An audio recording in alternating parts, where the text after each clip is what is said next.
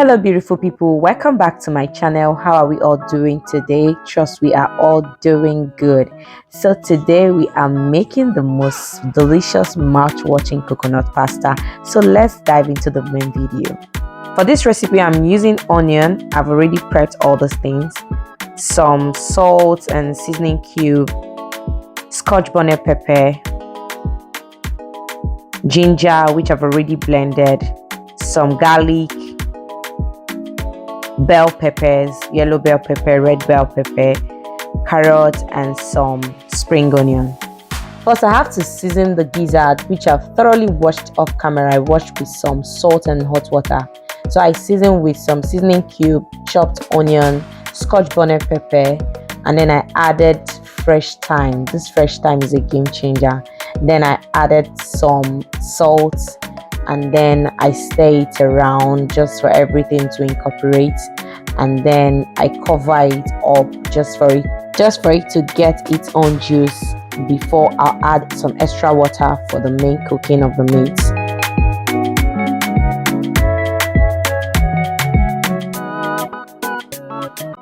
So after adding the water, I'm going to cover this and allow it to cook for 10 minutes. So 10 minutes later, our meat is already soft to my own satisfaction. So I'm going to scoop it out and take it off the heat. In a heated pan, I'll pour some oil and then allow it to just heat up for 2 minutes. And then I'm going to go in with the gizzard, with the cooked gizzard. And then I'm going to fry for just a few minutes. I won't allow the meat to be that dry.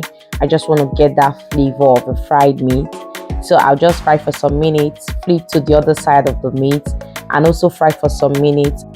Do you know that it is a very big taboo for a woman to eat gizzard in Igbo land, especially when you are married? When you're married and you kill a chicken in your house, you have to give the gizzard to your husband. But this one, I bought it from the supermarket, so it doesn't matter. So now you know. So after frying, I have to scoop it out into a very beautiful paper towel so the excess oil can dry up. In another pot, I poured some water and then I added some oil. Then I'm going to cover it and allow it to come to a boil before I'll add the spaghetti.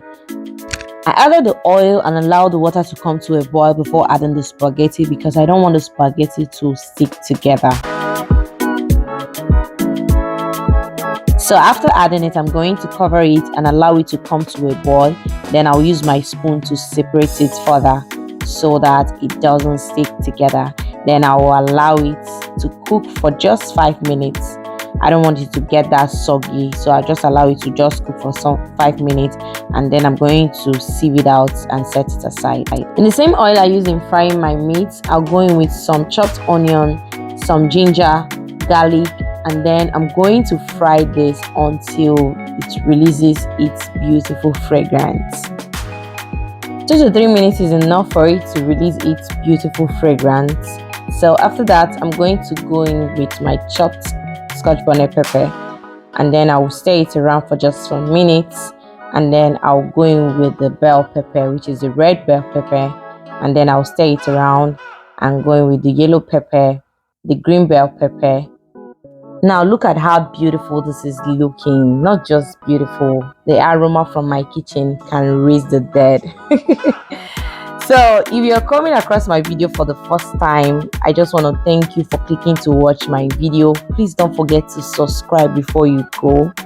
Like, share, comment, tell me what you think about the videos, and also turn on your notification bell so you'll be the first person to know anytime I upload a new video.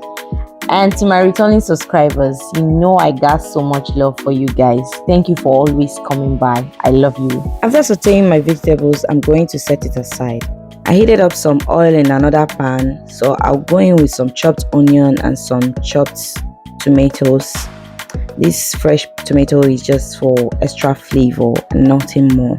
So you can add it if you like, or you can just skip it just for extra flavor. We are making coconut pasta.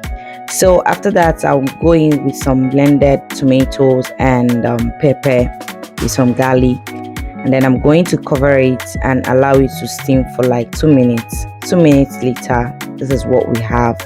The oil is floating on top, so I'll go in with the remaining fresh pepper and then some fresh thyme.